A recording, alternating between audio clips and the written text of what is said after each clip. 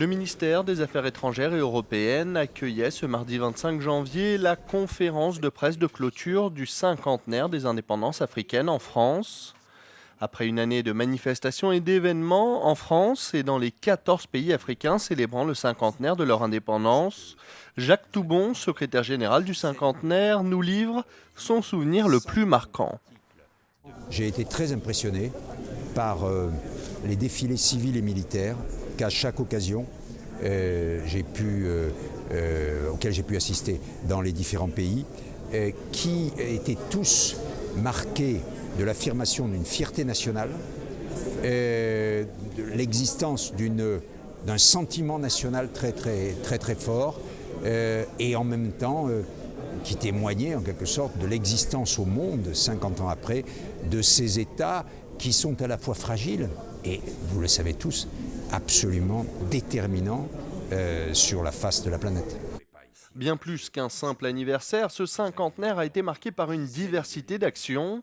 Revenons sur quelques-unes d'entre elles, comme par exemple les partenariats sur la formation professionnelle. Le président de la République a donné des instructions pour que, dans les actions de coopération et de partenariat, la formation professionnelle soit prioritaire et que le nombre des stagiaires de formation professionnelle que nous aidons, directement ou indirectement, soit multiplié.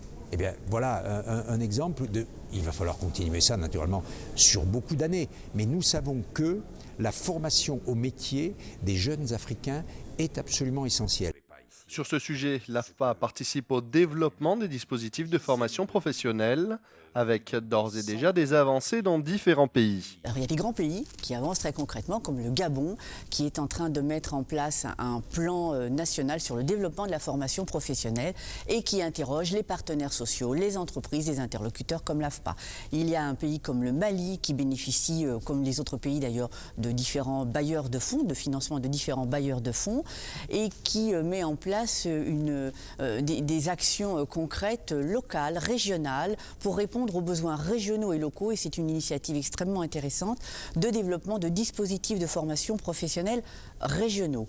Il y a des pays qui sont beaucoup plus petits, comme le Burkina Faso, où la formation professionnelle est de la compétence de 2 ministères différents, mais les ministres collaborent entre eux régulièrement et travaillent sur des plans stratégiques à développer en commun pour le développement du pays. Étape pour une réflexion collective, ce cinquantenaire a été l'occasion de faire émerger des sujets de fond tels que la gouvernance. Aujourd'hui, la volonté de la quasi-totalité des pays africains, c'est de commencer, à l'image d'autres pays qui hier ont connu également la pauvreté, comme le continent africain, c'est de commencer non seulement à aller vers une gouvernance économique selon les standards internationaux, mais en même temps de cette gouvernance économique, lancer un processus de création d'un tissu industriel dans nos pays pour pouvoir créer de la valeur ajoutée, de la richesse et de l'emploi. Enfin, durant cette année 2010 du cinquantenaire, le sport et la culture étaient également au cœur des initiatives. Notre contribution à la célébration de ce cinquantenaire a constitué, si vous voulez, une exposition multimédia, l'Afrique, le football et les indépendances, dans le cadre de laquelle nous avons écrit, modestement certes, mais tout de même, plus de 50 ans de football africain à partir de 1947 jusqu'à 2010.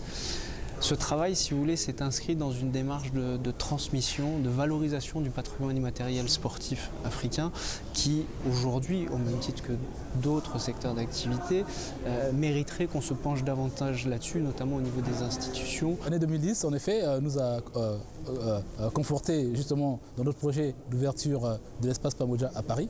Et l'espace Pamoja sera le centre culturel africain en Occident, basé en France. Et c'est un espace qui aura vocation à promouvoir les valeurs africaines, donc à travers sa culture et ses arts. Et puis, mot de la fin pour ce cinquantenaire des indépendances africaines en France pour son secrétaire général. Je crois que le cinquantenaire a donné une impulsion, il faut poursuivre.